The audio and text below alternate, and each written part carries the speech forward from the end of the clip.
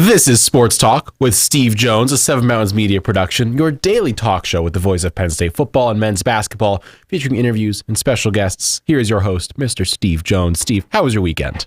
First of all, Kyle, welcome back. Good to be back. Again, Jason Lord, no concept of how to do an intro. We have to script it out for him. You would just ad-lib it. Weekend was great. And yours? It was nice. It was a nice Mother's Day. Yes. It was beautiful. Absolutely. No, that was the deal with us. I made sure that did everything I could for Mother's Day. Took everybody out to eat and the whole deal. So, yeah.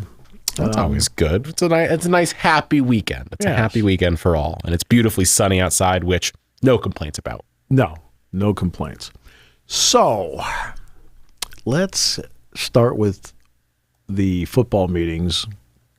Actually, the athletic meetings going on in Chicago for the Big Ten. It's today, tomorrow. Part of what they're doing is they're talking about, again, the upcoming schedule with the integration of USC and UCLA and how they want to do it. The Big Ten has been using what Jim Delaney referred to as the 1910 model.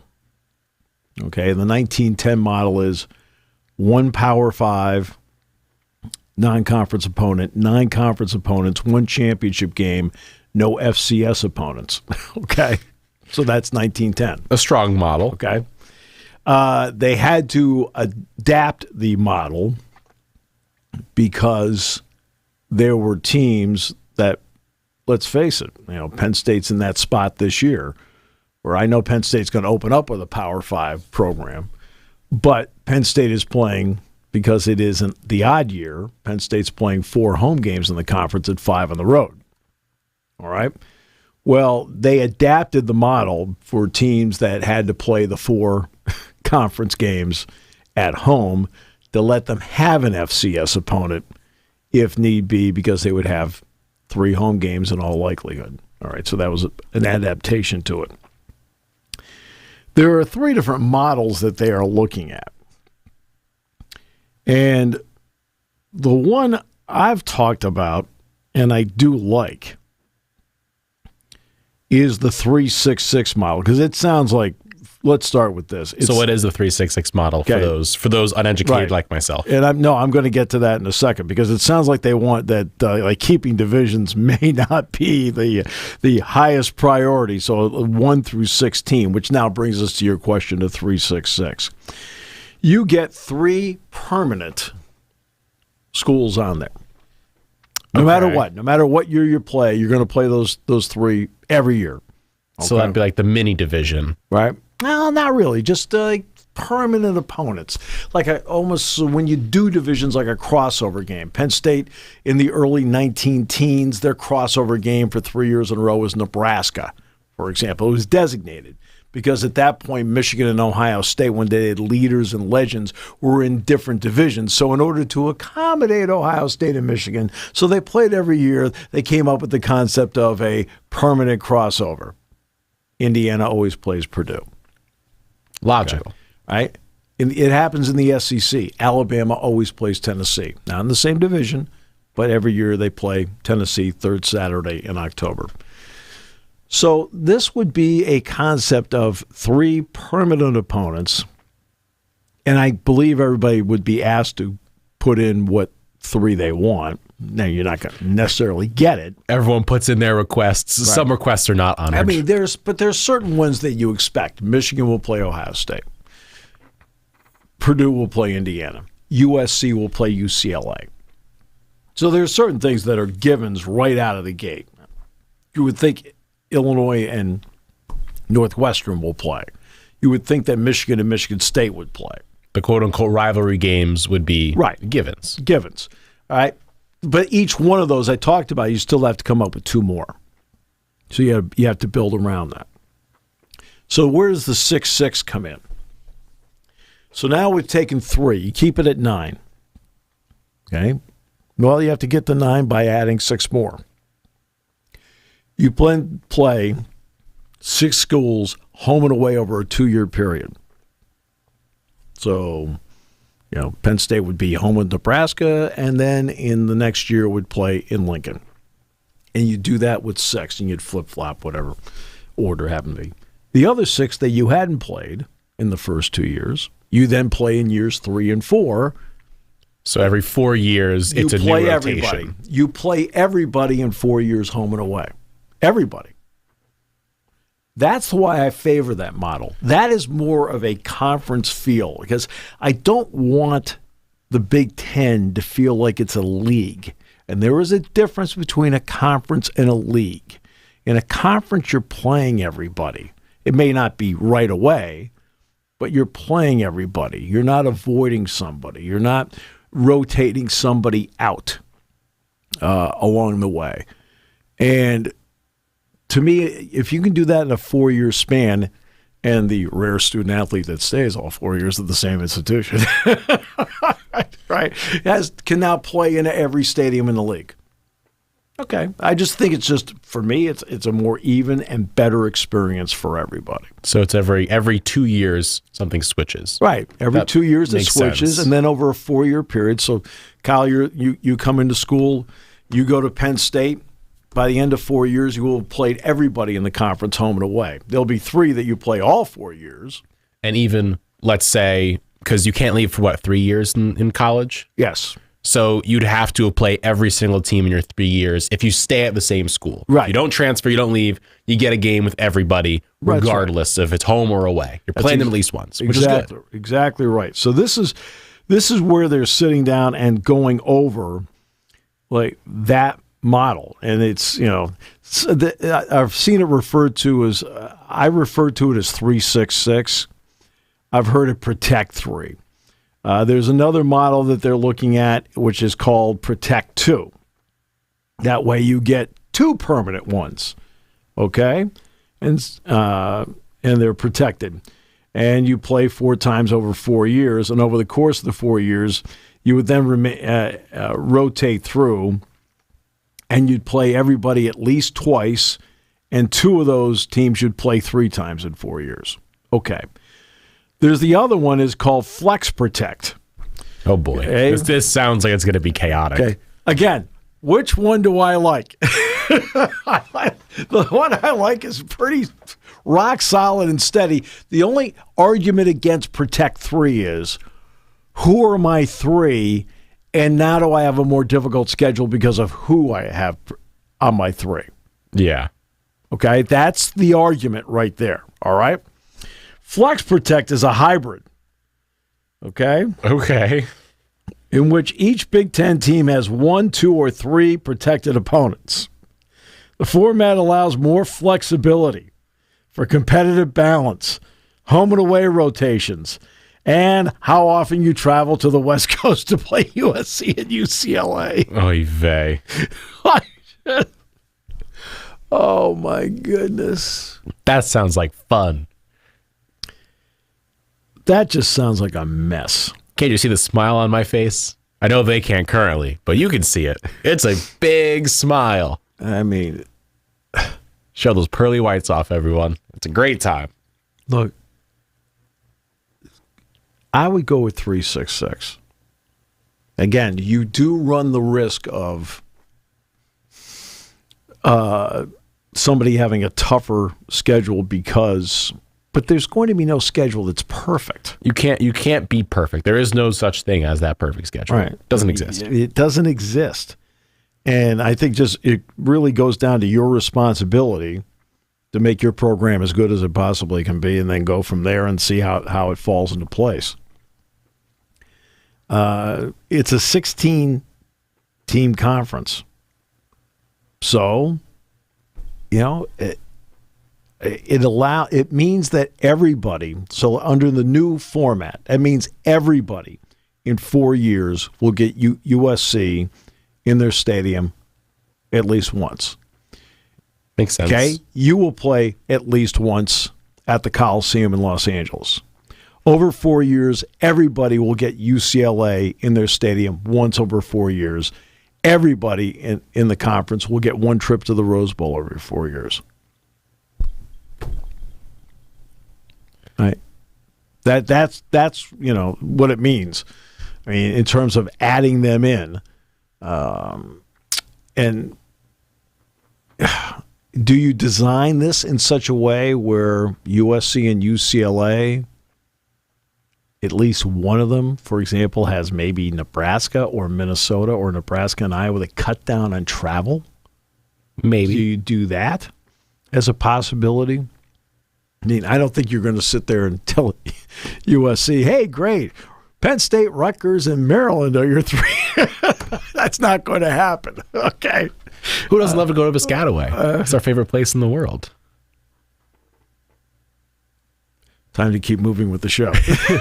Put on just your big old smile on that face right there. A message from this station and the New Brunswick Chamber of Commerce. Okay. All right. So, now, Tony Petitti, of course, is a part of what's going on here with this mix. Have not met him yet, but already have heard directly from people who have talked to him. He has not just a little, but great respect for what Penn State means to the conference. Okay. In other words, Tony gets it. And that will bring up the next one. The ACC meetings are taking place. Oh, and those are just a ball of fun right now. Oh, okay. So, Florida State, which has been rather vocal about where their role is in the ACC, and look, money-wise, right? Yeah. I think I wouldn't say more vocal. I would say banging a drum with a loudspeaker attached to it. Yes. Oh, by the way, the other part, before I get to Florida State, of course, my apologies. They also have to deal with what basketball is, and it's just a gut feeling. It's only a gut feeling. So, to me, there are three different models you can have. Do you go to 20, 21, or 22 games? Okay. My gut is they'll stay at 20 because you want to give schedule flexibility to the other 11 games. You know, what holiday tournament you play in? Is there going to be, you already have the Gavitt games with the Big East. Will there be potentially, and I only bring this up as a Big 12, Big 10 challenge. You're like, well, why the Big 12? Okay, here's the reason why. Considering USC and UCLA have made the move over, do you think the Pac-12 is in any mood to negotiate a deal with the Big Ten? How about Pac-12 is holding an axe and saying, come talk to us. Hey, good news. You get to get USC and UCLA over to play you guys. No, it's not going to work. Yeah, they're good. They're okay. But the Big 12 would be more open to it because they not only do they have a contract with ESPN, they also have a contract with Fox. So pretty lucrative. So I'm just mentioning that. I'm not saying that's going to happen. It might not happen. But I'm saying if you're going to have a challenge, that's one. But that gives you schedule flexibility as to what you're doing if you stay at 20. So here would be my thoughts. If you go to 22, all right, starting in the 24-25 season, if you go to 22, that would give you 7 home and aways, all right, and then 8 one plays, 22. If you go to 21, that's 6 home and aways, right, and then you add into that 9 one plays. Or if you keep it at 20, 5 home and aways, 10 one plays. And I think 20 is going to be the way they're going to stay. But that's, I thought I'd bring that up. Now, let's get to Florida State. Oh, fun. Oh, goody. Okay. Athletic Director Michael Alford is saying something has to change with the money and what's going on. ACC schools are going to be at least 30 to maybe as much as 40 or 50 million behind the SEC and the Big Ten when it comes to cash. They are locked into a deal with ESPN until 2036, as we know. If they can't get out of the current deal, they want at least a higher distribution. Okay? Alford said something has to change because we cannot compete nationally being 30 million behind every year. It's not just 1 year. We're talking about 30 million compounded year after year. Accurate statement. I see exactly where he's coming from. Okay? So just take the Big Ten's deal over 7 years. Right? Well, that you're going to be 210 million behind in 7 years just on the basic numbers. Okay? Just so we're taking basic numbers. Alford said, quote, I make no bones about that we're the top brand in the conference. This is where I'm going to get to this. And when you look at how they measure media contracts with households, viewership, and championships, we're driving that viewership for our conference at a high rate. There are a couple of schools that are already driving the media. There are only a couple of schools that are driving the media contract, and I think he's probably talking about Clemson. All right. Here's Florida State's problem. If they're in the Big Ten,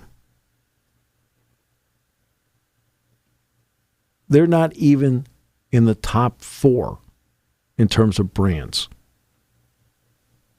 Oh, okay. Penn State, Ohio State, Michigan, USC. Where's Florida State falling there? Bottom half at least. They don't fall into the top 4 at all. I wouldn't even consider them top half of the entire division. I wouldn't. No. All right. So now I haven't even got. What's lower, Rutgers maybe? I haven't. Right. Well, I haven't yet even got to Wisconsin, Iowa, Nebraska, UCLA. I was gonna say UCLA is not a bad brand. Okay. Michigan State. I'd put Florida State bottom 3. See, that's the problem they have. We're the top brand in our conference. Okay. Where would you fall in the SEC? Alabama, Georgia, Texas, Oklahoma, LSU. I mean, this shows you how tough it is for the ACC. We're the top brand in our conference. But let's be honest, I don't think they're the top 3 in the ACC. That's just the truth of it. I think so UNC. Can we take it let's take it from a football point of view. Football. Let's just do that first, okay? Clemson, number 1. That's there. Yep. Notre Dame. Not in the ACC in football. But are they not? No. They play ACC games, but they are not in the ACC. They're in the ACC for everything else. But not football. Okay. Even though they are designated to play 5 ACC teams a year, that's just part of the scheduling agreement so that they're part of the basketball, soccer, and so forth. Okay, so we got Clemson, number 1. That's a given. I think you rule out, just going through every team, Wake Forest. They've been good the past few years. No. Virginia Tech. Boston College, Pitt. BC, Pitt, no. No. Virginia, no. Georgia Tech, no. Georgia Tech, no. NC State, no. Miami, the U. Yeah. They're the can top, be. They should be. Should be. Brand-wise, they're bigger. Right. Then you've got, I'd say, Florida State, Louisville, Duke, just because they're Duke, and then Syracuse. That's where the next 4 is. They're in that 3 to 6 range. They're not in the number 1. They're not close. No, and if they went to the SEC, what would they be in the SEC? Okay, in their own state, they've already got Florida, and they've got Miami. Yeah, but I'm saying in the SEC, they already in their own state have Florida, right? And then they look and they border the panhandle of Alabama. Yeah. Oh, that's Auburn and Alabama. Oh, and by the way, the north they border Georgia. Okay, some pretty good teams there. They're not even the biggest brand in their own region. They're not top 5 in their own region. No. So it's just. But they deserve the most. All right. Alford did say, I compliment Jim Phillips and his staff for everything they're trying to do. And remember, with Jim Phillips inherited all this. He has nothing to do with it except trying to make the best of it. Mm-hmm. He said, they understand what's coming. I've made it abundantly clear there's a $30 million gap that's starting next season, and that can't go on for years because then you just can't catch up. Now, keep in mind, Florida State, which has gone through some tough years, is coming off a 10-3 season. You don't love DeAndre Francois? That was a tough injury against Alabama in the opening game in Arlington. But no, they look.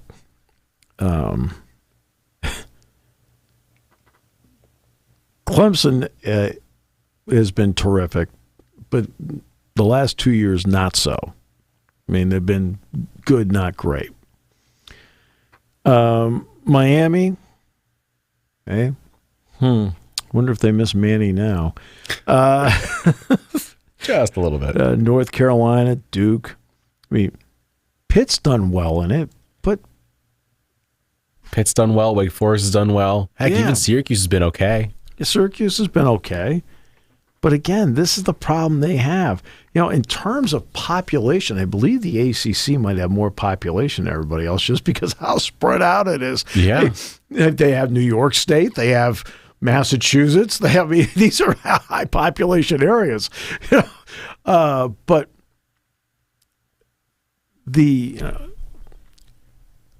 Traveling from the upstate New York to Miami, you're covering basically the entire eastern seaboard. Here's the problem that he has right now. Right? In his own state, there's a possibility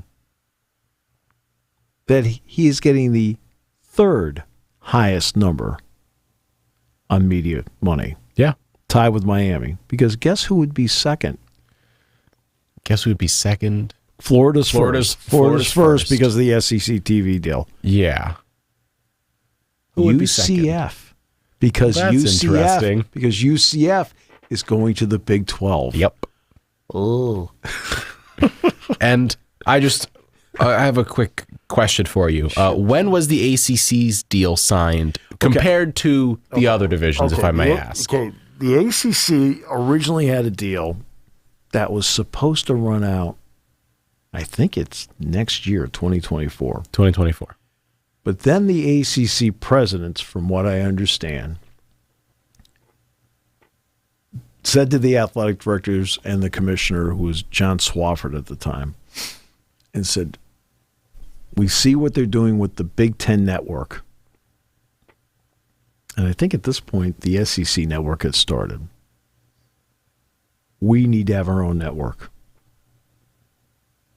So they went to ESPN and said, hey, can we have an ACC network? They said, sure. And the caveat was, okay, well, we'll extend your deal to 2036. And as part of that, we'll run the ACC network for you. That's why they're not in a position to negotiate right now. Yeah. And then when were the other deals signed? After that point. After that point. Well, the Big Ten signed its deal after that point. Not the one they have now, the one that they just finished, which was a 6-year deal. And that was the brilliance of Jim Delaney. He looked around at it because what had happened in the teens was the ACC signed a long-term contract before they went with this then the super extension. The Big 12, the Pac-12, their contract was said to be groundbreaking when Larry Scott signed it. And the Big Ten went last. And there were some people who thought, like, they went last. Is there any money left? And Jim was able to broker a deal, along with others, obviously, that was 6 years, brought in Fox, and eclipsed all the money that they had before. He also made sure that by going then and going 6 years, he would go first the next time. And it turned out that Jim at that point had retired, but the Big Ten would go first the next time. And that's when they hit the grand slam with a media deal with Fox, CBS, NBC to go with BTN. And everybody's been chasing it ever since. The SEC already had its deal with ESPN done. But what they did was they took advantage of, okay, ESPN is taking the SEC deal. That means CBS is out. So now CBS can take all the money and roll it into a bid for the Big Ten. So it's an increase of, I'm not sure what the number is, per year, but it's an addition to whatever the number was they were paying the SEC. So it's not all like, just let's do round numbers for a moment. Say they were paying the SEC $150, and say the deal with the Big Ten is 300. Well, they're actually only paying 150 more because they're already paying 150 and they're just rolling it. Okay. And Fox is already there. NBC, to be honest with you, NBC's taking the money that they saved from no longer having the NHL, $100 million a year, and then see, this is how they worked it out with networks that lost properties, got increases from them who already were paying for properties and were taking the cost savings and investing it in the Big Ten. And that's what they did. It's smart. Yeah, it's really smart. And if anyone in the ACC says, oh, well, all these deals are bigger than ours, well, you sign your deal first. And as anyone who follows a pro sports league knows, yes, the salary cap goes up in pro sports leagues. Yes. Look at Mahomes' contract. Oh, yeah. No doubt. People are beating it. Yes, I know. It's what happens. Contracts go up. Yeah. The next one's got to beat that one. It's going to keep on going up and going up. And so if they say, oh, well, ours is too low now, well, yeah, that's what happens when other people sign deals. Yeah, exactly. It's just natural. Exactly. So that is, so I know you thought I'd start with the NBA today, but these are important meetings going on right now. All right, so now let's get to the whiteout. It just got announced. Hey, I think I told you last week they were trying to work out that. Was it last week I told you they were trying to work out something with CBS? You told everyone's favorite person, Jason Lord. Yes. They were trying to work it out with CBS. Yes. But I said that in the hallway, not on the air. Mm-hmm. Okay. But the game, here's the deal. Notre Dame is playing Ohio State. It is Notre Dame's home game, so NBC would have had the rights to it either way, but it's Notre Dame's home game, so that means they are not going to carry, if they're going to carry a Big Ten game, they'd have to flip-flop it or whatever. This is where the CBS part came in. CBS says, we'd love to carry your whiteout game. 8 o'clock, CBS, Brad Nessler, Gary Danielson, bring him in. So the first game is West Virginia at 7:30. They're going to have some fun with that. There was a game with Michigan 2 years ago where they did the helmet stripe where the stadium's white except for a blue stripe down the middle of the 50-yard line for the helmet stripe. Mm-hmm. So they're going to do that for West Virginia. Okay. It's going to be an 80% whiteout. Yeah. All right. So, and then Delaware will be the Thon game. The whiteout is on CBS. 8 p.m., baby. UMass will be homecoming. And that's also the Generation of Greatness game. So that numbers on the helmets, white shoes. October 14th. Okay. Okay. When it comes to the Generation of Greatness, what do you think the players love?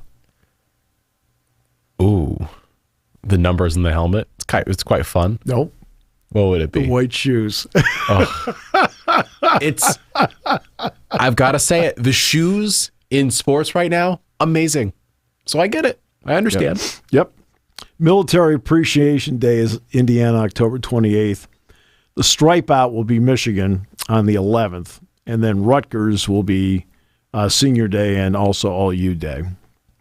All right. So already 2 night games.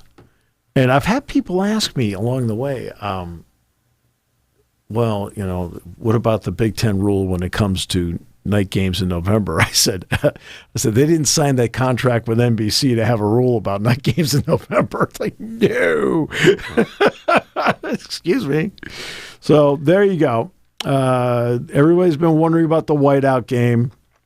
A lot of people thought that, I wonder if West Virginia. No, it's they wanted Iowa to be the whiteout game, and it's going to be on CBS at 8 o'clock at night, and that is all set. 4 months and 1 week in a day. Yeah. Until Cade McNamara, Eric All. Oh no.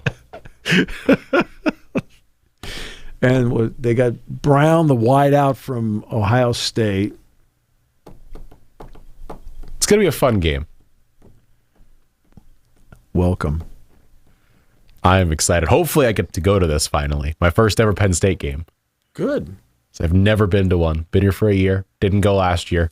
You need to go. I'll go. You need to go. You go to a whiteout, it may spoil you. The best game I had was Syracuse against Clemson, where Trevor Lawrence got injured and we ended up losing. Yes. So, it's okay. I haven't had bad games by any means. I've been spoiled basketball-wise, but not football-wise. Well, this will spoil you. All right. All right. So now,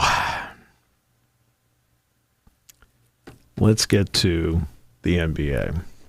What could have possibly happened in the NBA this weekend?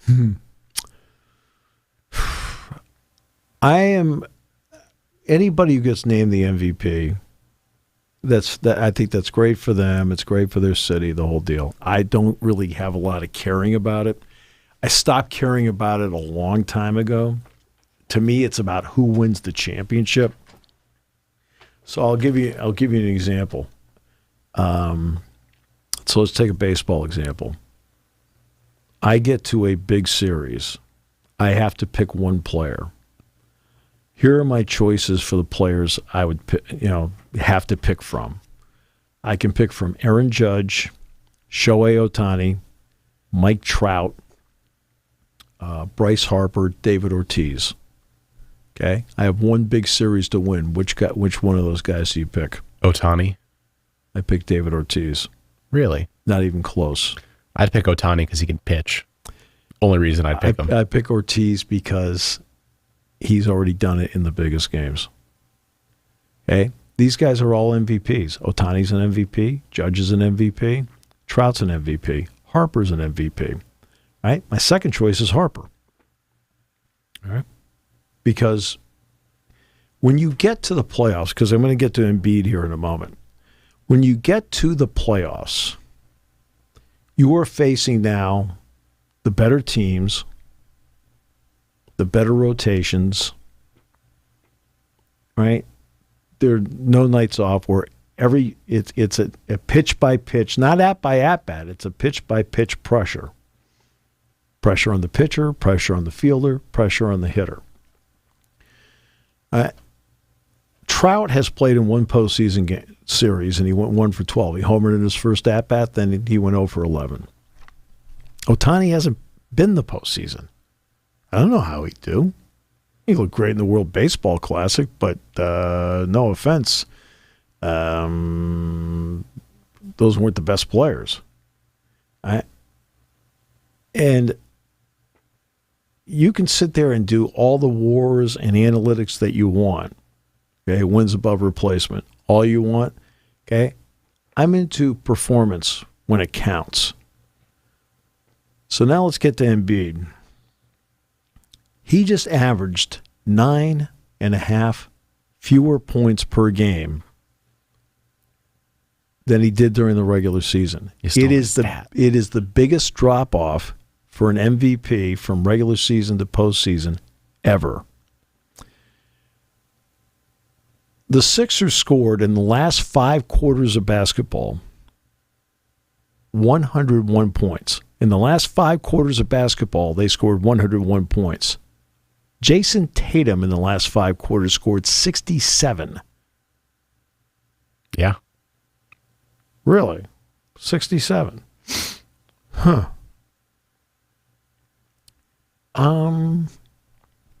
Joel Embiid scored 19 in the last 5 quarters. Hey, Aaron Judge, MVP last year, postseason, largely forgettable again for him. He's never been a great postseason performer. Has he hit home runs? Sure, he's hit home runs. But again, so let's go back. How many MVPs did David Ortiz win in his career? None. If so, it was none. Zero. Zero. Right? Yet, with the bases loaded against Detroit in the bottom of the 9th inning, down 3, he hit a grand slam. in the playoff game.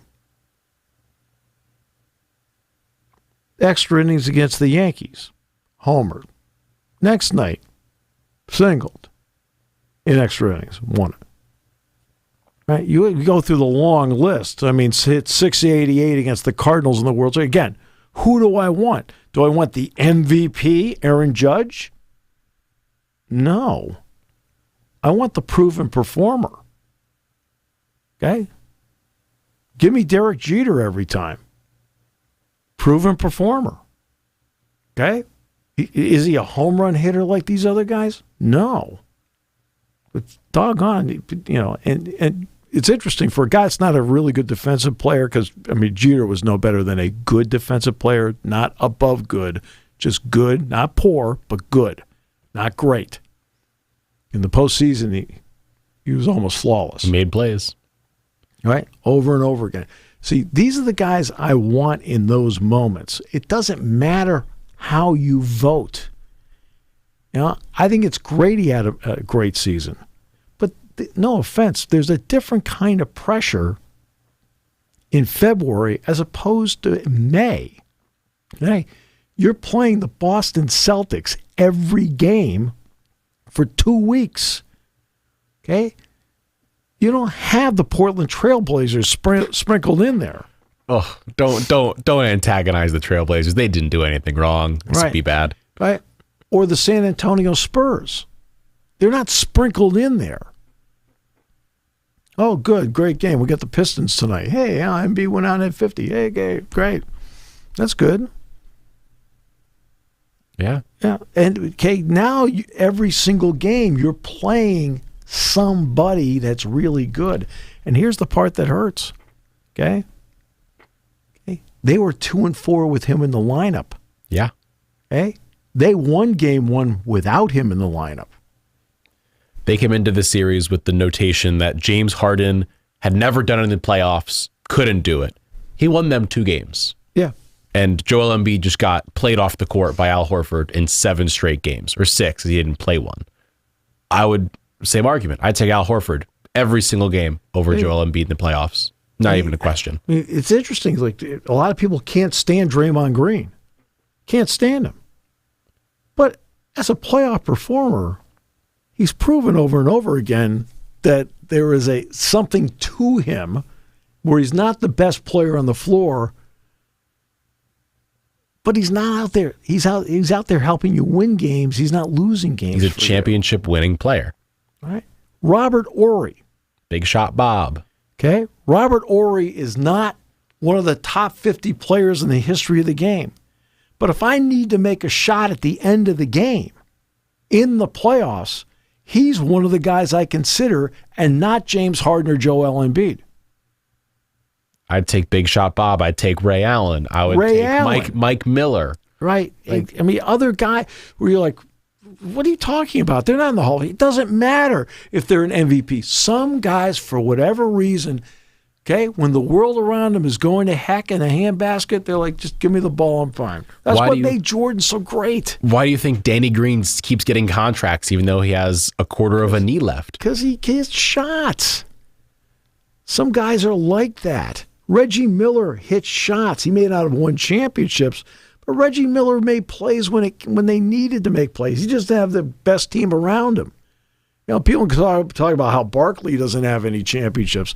Well, guess what? Barkley came up big in the playoffs. He only lost because he came up against the greatest player in NBA history.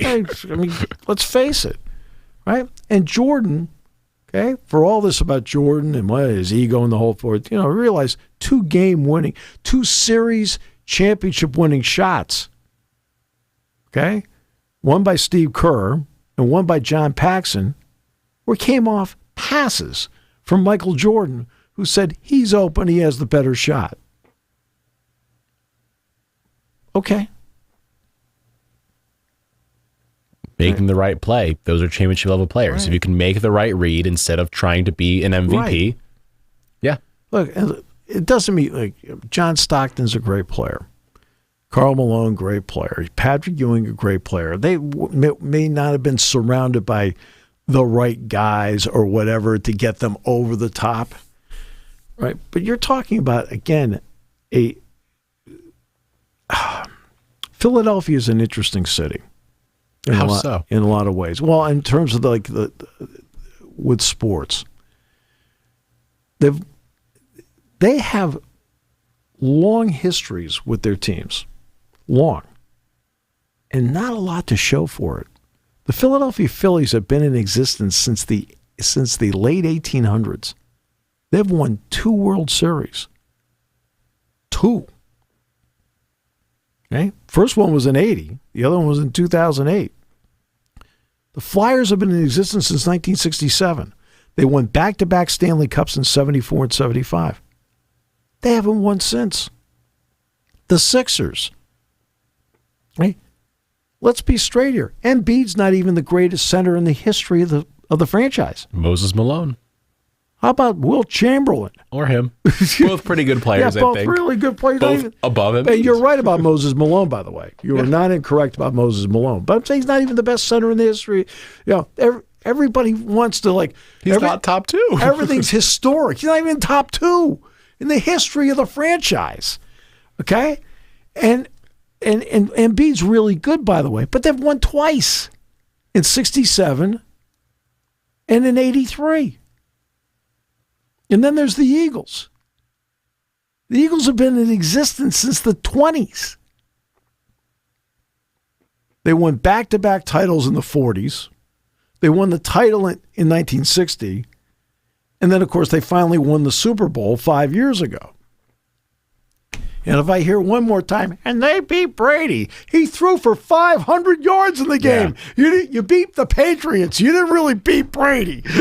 He threw for over 500 yards. Who do you think is a greater Sixer of all time, Joel Embiid or the possibly recently retired Andre Iguodala? I know who I'd pick. Andre Iguodala is a winning player. Bingo. You saw that. He was a winning player everywhere he went. There, Denver, and then, of course, he was the Finals MVP the first time the Warriors won the title. Purely because of what? He defended LeBron James. Defended LeBron All James. he had to do, and he did his job. And by the way, and made his shots. Mm-hmm. And made his shots. But again, they're just different players that have the ability on this stage to thrive. Right? I mean, is it any surprise that against the Kings in Game 7 that Curry had 50? He had the best Game 7 performance of any player in NBA history for about a week and a half. Right. But I'm saying, he had 50. And were we surprised by that? No. No. If LeBron James plays well, the closeout game against the Warriors in Los Angeles, LeBron played a great game. Are you surprised? No. No. Were you surprised when Dwayne Wade played a great game in the playoffs? Nope. And Wade won a title without LeBron. He was with Shaq. Yeah, and won. You surprised when Kobe Bryant, without Shaq, when they beat the Celtics? In what was it, 2010, I think they won? Yeah, it was 2010. 2010, right? And the Celtics had beaten them 2 years earlier. Right?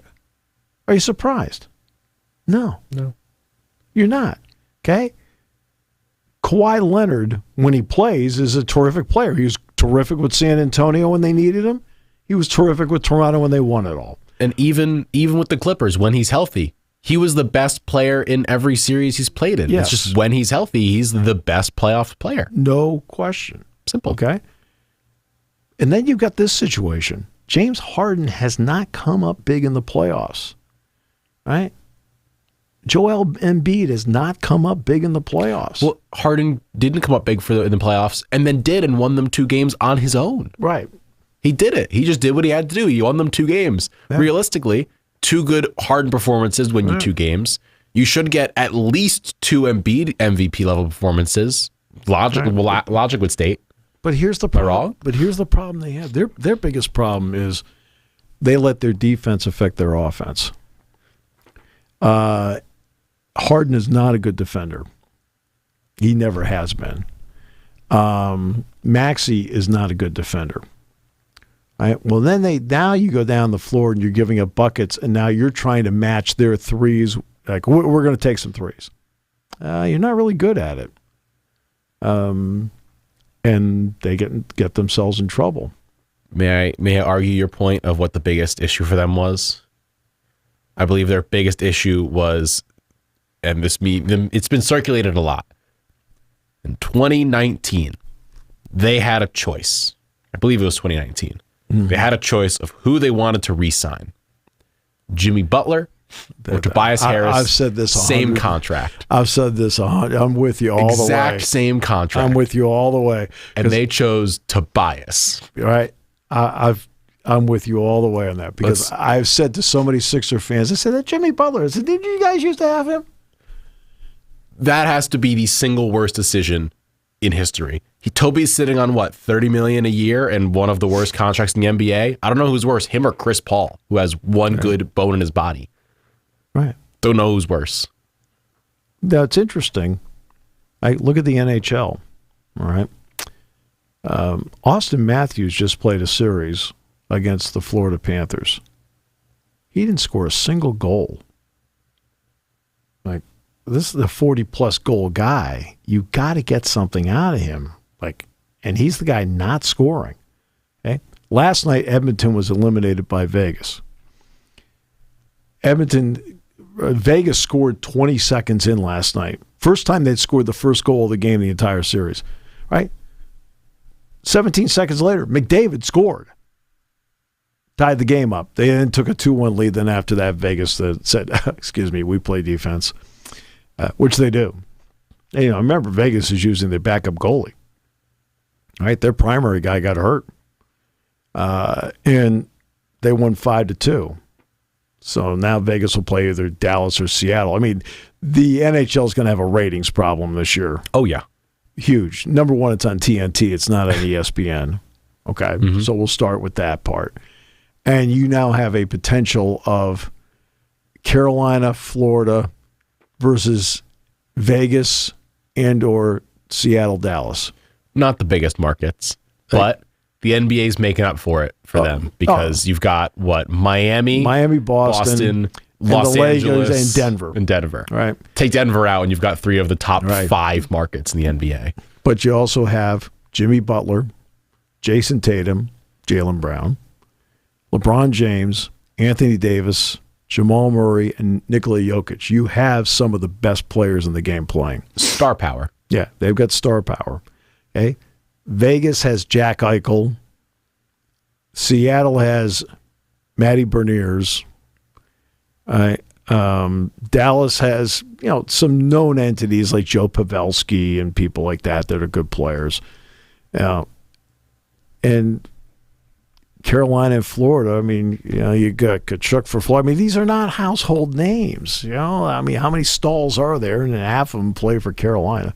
So, I mean, they're all really good teams, but there's no star power. There's McDavid is now out. Austin Matthews is now out. The Bruins as a team had some star power, at least some name recognition. People at least sort of know who Pasternak, Marchand, and Bergeron happen to be because they've been around so long.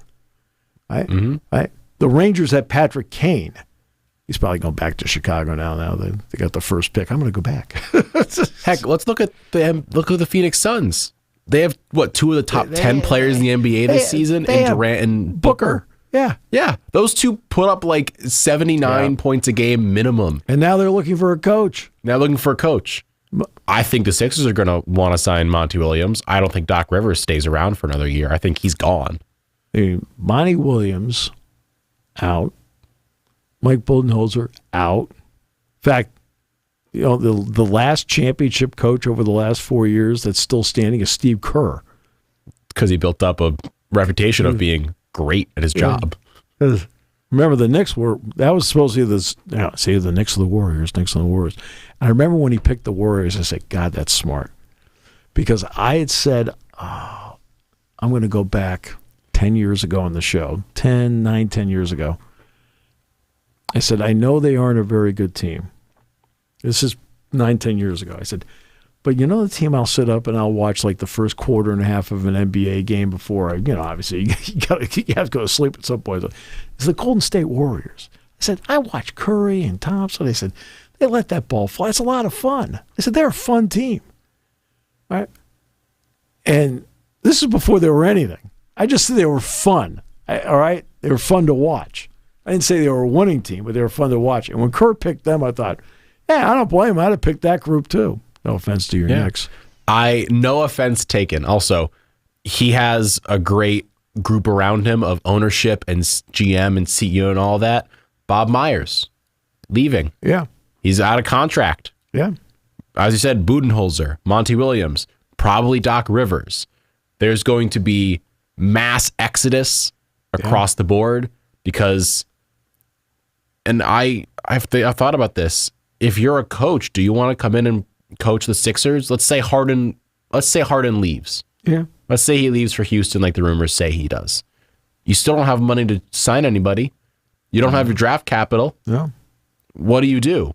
You'll get maybe a late second round pick for Tobias Harris at this point. Right. Because he's not worth diddly squat. He did nothing in the Celtics series. He did nothing. He hasn't done anything for them, period, for years.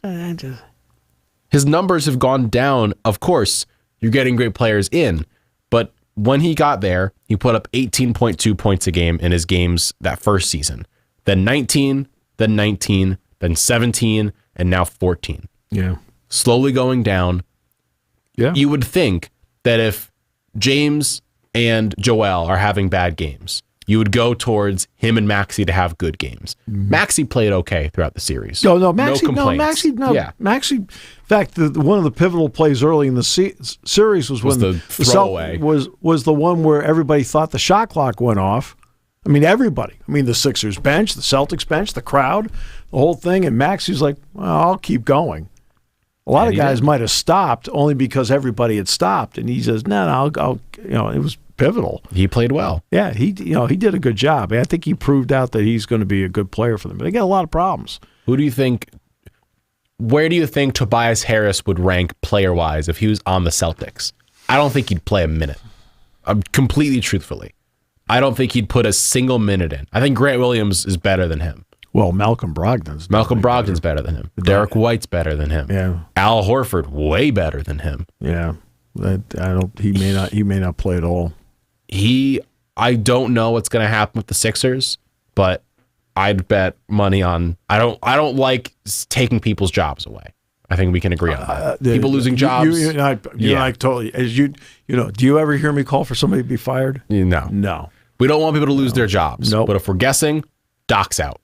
I think you get Monty or Bood if you can. Budenholzer. I think you've got to. You have to. Yeah.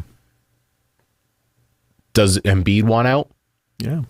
Harden, is he going to come back, or is he going to go by the back way, I'm to glad Houston? you brought up the Bucks. Giannis, 50 in the clinching game against Phoenix. Giannis, okay, go winning ahead. player. Yep. But okay, so Joel, does he want to come back? Harden, does he come back? The only player I think is safe is maybe Maxey. He's the only one I would put in the safe category because he just got him the new contract, and there's going to be like the poison pill involved with that, and also he's a good player with a bright future. Sure. He's fine. No, he's not a star, but he's a good player. Who would you rather have right now? The MVP, Joel Embiid, or Nikola Jokic? I would much rather have Jokic. Not even like a playing style, whatever. That's Jokic, look what he just did to the Suns. He put up like 40 and 30 and 70 every game. And see, the difference is Jokic, to his credit, makes everybody around him better. He gets his, but he gets his within a structure where he's making everybody around him better. He's a point forward, so it's a little different position than Embiid. Embiid makes his team better, but does he make other players around him better? Logically, he should. It's like the same thing as what Shaq had. Shaq wasn't a system player. Shaq, just hitting the microphone. Shaq wasn't a system player. Right. Shaq was just a great player, made his team better. Yeah. But by being better with Shaq on the court, everyone else was more open. Right. But why can't that be on Embiid? You would think that Tobias Harris would have open shots. You'd think Maxey would get open shots, or Harden, or all of them. But Apparently not. And it makes no sense. That's why I'll go back to the MVP part. A lot of fans get wrapped up in, our guy's the MVP, and they'll chant it, and MVP. Yeah, you want to know who the MVP is in the end? Okay. When you look around at the team, like, who gets you someplace? Who gets you someplace? Winning players. Right? The guys that when it is the biggest time, the biggest moments, okay, because you get into a series like this, you get into postseason. The difference between the intensity of postseason, whether it's the NFL, NBA, NHL, Major League Baseball, college football, whatever it may be, NCAA tournament, you're automatically playing the better teams. You're automatically, on a game in and game out basis, you're automatically playing the better systems, the better, and a lot of times they have the better players. Okay? You're no longer going out there and matching up, okay, against the Chicago Blackhawks. You're no longer going out there and you're matching up with the Houston Texans. Right? Okay? You don't have that built in. Now it's like you're sitting there, right, well, I better beat the Bengals. Better beat the Bills. I mean, what do you mean we don't play Houston next week? Well, you don't. It's the playoffs. Right? Doesn't mean, sometimes you survive it. Right? I mean, sometimes you survive it. And other times, right? And then there are other times where you look out there and say, okay, I mean, do you expect the Bruins to lose to the Florida Panthers? No. And to their credit, they've been hot at the right moment. I mean, look, they're in the conference final because they're playing great team hockey, especially defensively. They own the neutral zone. They own it. You can't really, and they block so many shots. And you look at this, okay, guess what? You're not playing Orlando. And the next game isn't against, the T-Wolves, and the next game isn't against the Pistons. You got to play the Celtics. And the next game is against the Celtics. Right? And the next game is against, I think a team they wear green, I think. Yeah. Okay. Just like we just watched with the Warriors. Okay, obviously the Warriors are defending champions, but they played the Lakers. And then the next game was against, the Lakers. Okay? And the next game was against the Lakers. I mean, so, every game's like that where the intensity is totally different with no breaks built into it. Mm-hmm. And that's why when I go back to the J.J. Redick comment about Bob Cousy, look, he only had to play 2 rounds. And I went back and I looked. You know how many times J.J. Redick got to the second round of the NCAA of the NBA? Twice. Really? You got there twice? Wow. Must be harder to do than you thought. If anybody ought to know in 14 years, you should. They won 2 playoff series twice in 14 years. Cousy did it 8 years in a row. I mean, I know on the surface it seems like just they